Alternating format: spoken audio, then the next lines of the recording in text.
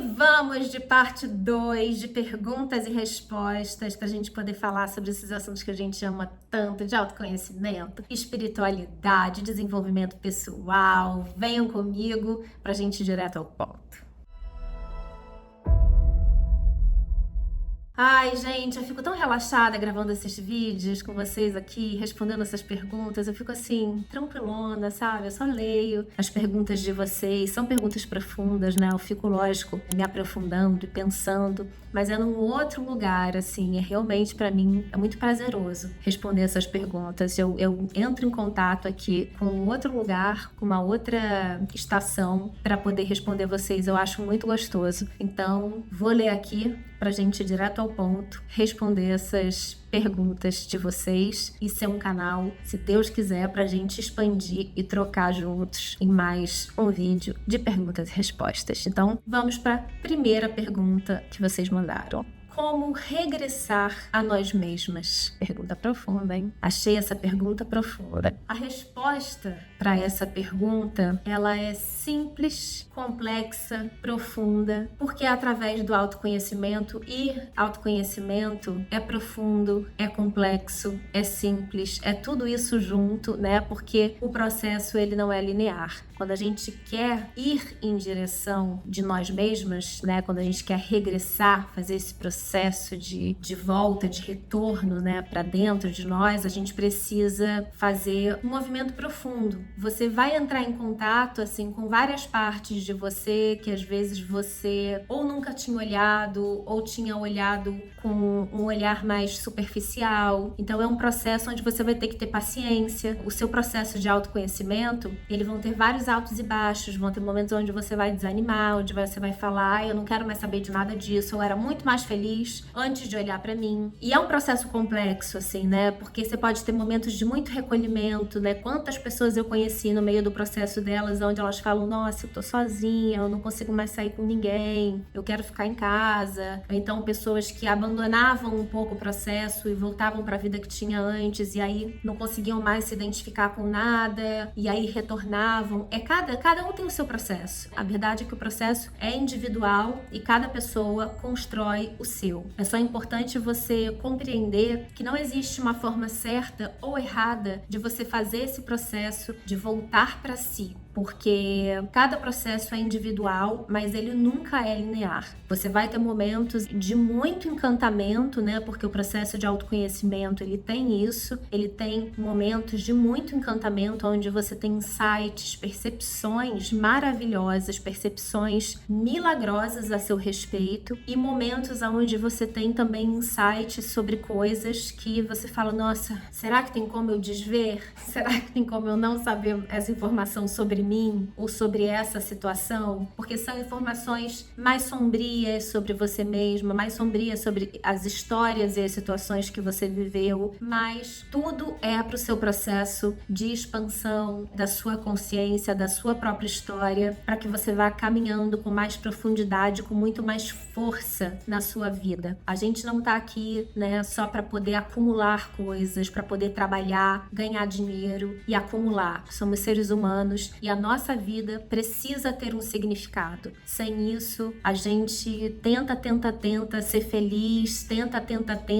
encontrar um significado para alguma coisa, para o que a gente está fazendo aqui, e em algum momento um vazio aparece, né? E é muito importante que a gente esteja nesse processo de autoconhecimento para que esse vazio, ele seja preenchido com vida, com esse processo de vida, para que a gente esteja caminhando preenchida de nós mesmos. Então, é muito importante que você esteja em contato com você, porque é fundamental que quando a gente olhe para dentro, quando a gente esteja com a gente mesmo, a gente seja um bom lugar para se estar. Então, mais importante do que você voltar para si é construir dentro de você mesma um bom lugar para você estar. Tem uma outra pergunta aqui que eu achei muito preciosa, que é o seguinte: o autoconhecimento também é uma evolução espiritual? Para essa pergunta, eu vou dar uma resposta muito pessoal, porque para mim, o autoconhecimento, ele é sim uma expansão de consciência e uma expansão espiritual. As duas coisas estão muito conectadas para mim, porque o meu processo espiritual, ele não existiria sem meu autoconhecimento. Eu sou muito espiritualizada,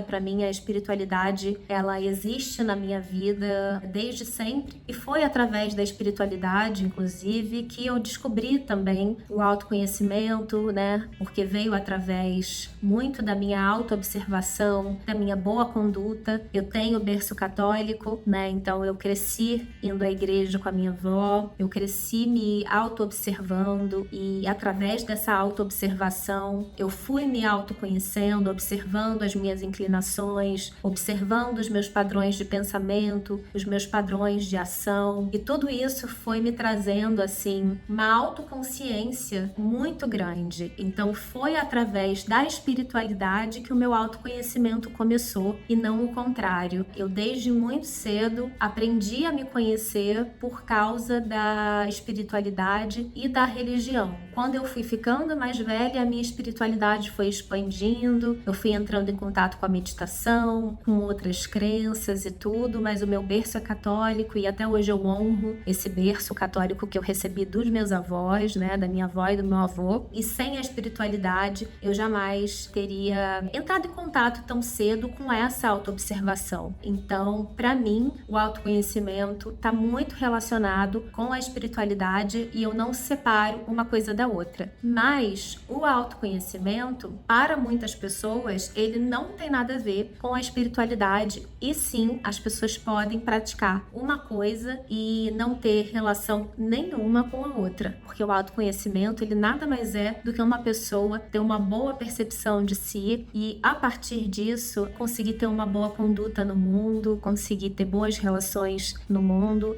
e ser uma pessoa pacífica e ter uma postura conciliatória no mundo. E isso não precisa estar relacionado com espiritualidade, e sim com a sua postura. Para mim, não foi assim. Para mim, veio através da espiritualidade, mas isso não é uma regra, e qualquer pessoa pode praticar o seu processo de autoconhecimento, e isso pode vir de muitas outras maneiras. E agora a nossa última pergunta, que é: como educar filhos para serem livres e autênticos? Uma pergunta belíssima, poderia ter sido feita por mim há muitos anos atrás. Eu sempre quis também ter essa resposta. Hoje em dia, né, mãe de um adolescente, eu queria muito ter escutado o que eu vou te dizer agora, porque ninguém me disse isso quando meu filho era pequeno, e eu vou poder te oferecer o que não me disseram. Eu acho que a coisa mais difícil para uma mãe e para um pai é terem a sensibilidade de olhar para o filho e oferecerem para ele o que ele precisa, sem projeção nenhuma. É olhar para o seu filho e conseguir enxergar no seu filho só o seu filho, sem projeção nenhuma. Não olhe para o seu filho querendo dar para o seu filho o que você não teve. Realmente olhe para o seu filho e veja somente o seu filho separado de você. Tenha essa sensibilidade de enxergar o seu filho como uma outra alma, que não é a sua, que não é a do pai dele, mas ele, somente ele. Porque muitas vezes o que acontece, né, e o que eu vejo muito acontecer com a maioria das crianças, é que a gente dá para os nossos filhos tudo o que a gente não teve, né? A gente acaba oferecendo para eles em excesso o que nos faltou, e eles não precisam de nada disso. As necessidades dos filhos, né, são outras, não foram as nossas necessidades. Eles têm outras histórias, eles têm outras necessidades,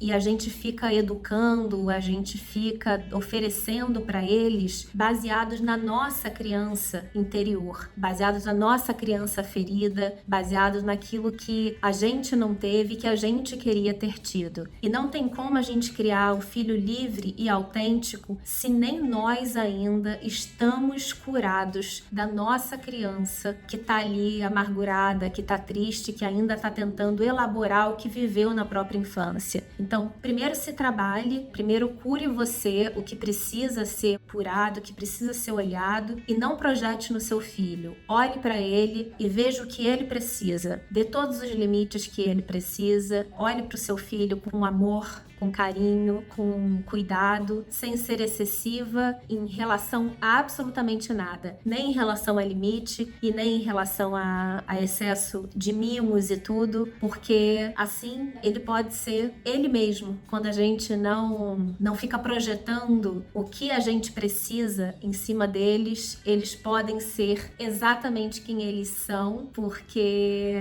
é só isso que eles precisam ser de verdade. Quem eles são. Ser tratados como eles são e não serem tratados como a gente queria ter sido tratado. Então, eu acho que essa é uma coisa fundamental que a gente precisa resolver em todas as gerações, né? Não só na geração dos nossos filhos, mas assim por diante. É uma coisa que a gente faz, repete muito, né? É oferecer o que a gente não teve, quando na verdade eles não são a gente. Então, boa sorte no seu processo de maternidade, que seja maravilhoso e que seu filho seja muito livre, muito autêntico e muito abençoado. Esse foi o vídeo de perguntas e respostas de hoje. Ai, que delícia! Fico relaxada depois que eu faço. E espero que esse vídeo tenha feito você expandir por dentro. Coloquem aqui nos comentários se vocês gostam de vídeos assim. Eu sempre leio vocês, sei que vocês gostam. E coloquem sugestões também, gente, porque eu faço tanto vídeo, fico pesquisando assunto, pesquisando o que vocês gostam, mas eu quero saber também o que vocês querem que eu fale, né? O que vocês querem saber.